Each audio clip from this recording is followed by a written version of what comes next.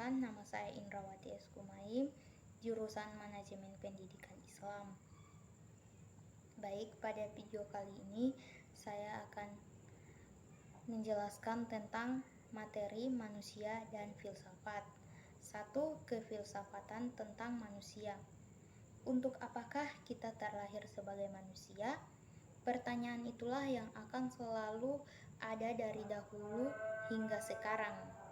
Pertanyaan yang akan selalu terdengar dari saat manusia lahir hingga manusia meninggal.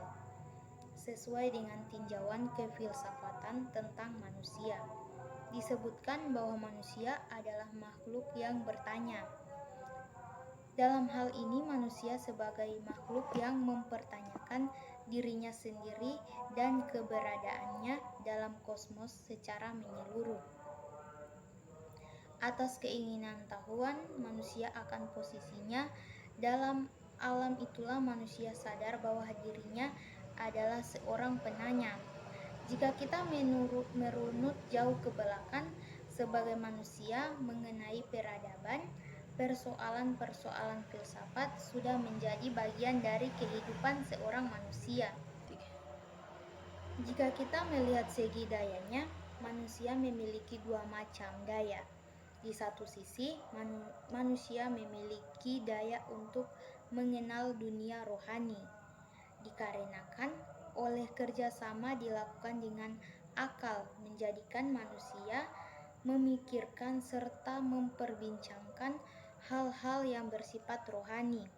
Di lain sisi, manusia memiliki daya pengamatan, karena pengamatan yang disertai dengan daya penggambaran atau pengesahan, manusia pada akhirnya memiliki pengetahuan yang luas.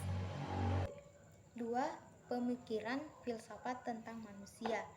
Ada beberapa pandangan para filsuf mengenai manusia. Manusia memiliki dua elemen dalam dirinya, yaitu jiwa dan tubuh. Yang keduanya merupakan elemen yang berdiri sendiri, yang satu lepas dari yang lain.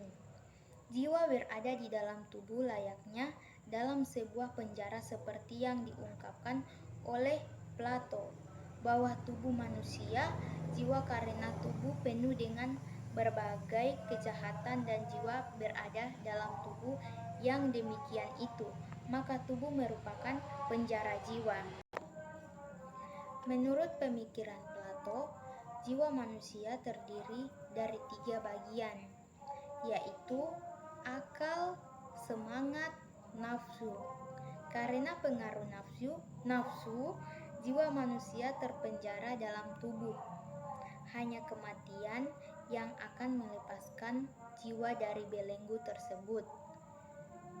Lalu Demokratis mengajarkan bahwa manusia adalah materi.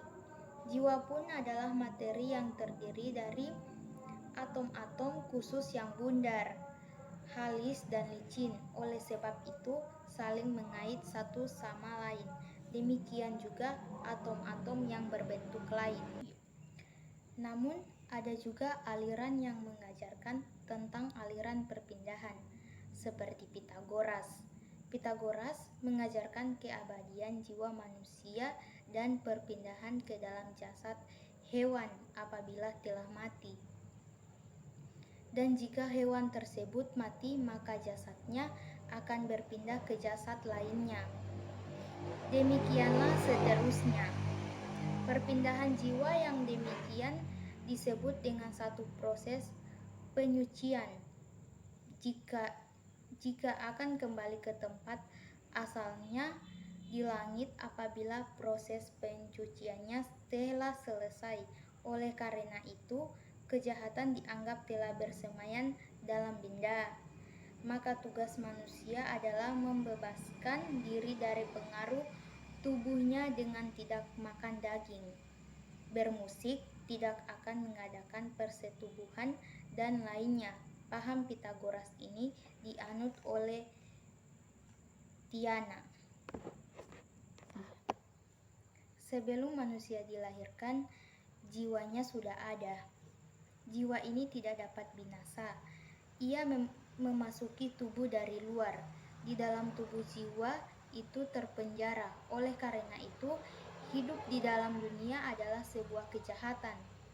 Kematian mewujudkan suatu kebebasan, di mana orang dibangkitkan kepada hidup yang sejati dan kepada kebebasan. Dalam hal ini, Piloh ingin menyebutkan bahwa tujuan hidup manusia ialah menjadi sama dengan adapun cara adalah dengan menahan diri dari dunia dan segala nafsu, menentangkan prasangka yang datang dari luar dan mengarahkan diri kepada dirinya saja. Namun saya punya pandangan lain tentang manusia. Manusia adalah jiwa dan raga, yang satu keduanya tidak dapat dipisahkan antara satu dengan yang lain. Jika ada jiwa tanpa tubuh, maka ia hanya dapat disebut sebagai ruh. Dan jika ada raga tanpa jiwa, maka ia hanya dapat disebut dengan mayat. Jiwa itu bagaikan seorang pemimpin, dan raga adalah fasilitatornya. Sebuah jiwa akan berhenti menjadi seorang manusia apabila ia memiliki raga yang akan dikendalikannya. Begitupun sebaliknya. Raga akan berarti menjadi seorang manusia apabila ia memiliki jiwa yang mengendalikannya. Kesatuan antara jiwa dan raga itu merupakan wujud keutuhan seorang manusia yang sejati. Hal ini mutlak sifatnya dan tidak kenal. Tujuan manusia adalah mencapai sebuah tertentu setelah kematian yang disebut dengan surga. Untuk dapat mencapai tahapan tersebut, manusia haruslah menjauhi hal-hal yang tidak baik seperti mencuri, membunuh, merendahkan orang lain, dan sebagainya. Selain itu, manusia juga harus melakukan hal-hal yang baik terhadap sesama manusia dan alam sekitarnya.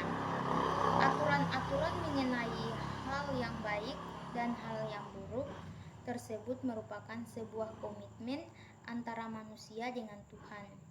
Bisa dibilang, tujuan akhir manusia adalah sebuah kebahagiaan yang abadi tanpa ada lagi akhir dari kebahagiaan tersebut. Pemikiran para filsuf tentang manusia terus berkembang, akan tetapi di dalam perkembangan tersebut tidak dapat disimpulkan terutama yang menyangkut kesempurnaan pemikirannya. Perkembangan pemikiran tentang manusia menunjukkan adanya upaya yang terus-menerus untuk menemukan hakikat manusia. Hal ini berarti ingin dicapai pengertian yang mendalam dan radikal tentang manusia. Baiklah, itulah materi manusia dengan filsafat. Assalamualaikum warahmatullahi wabarakatuh.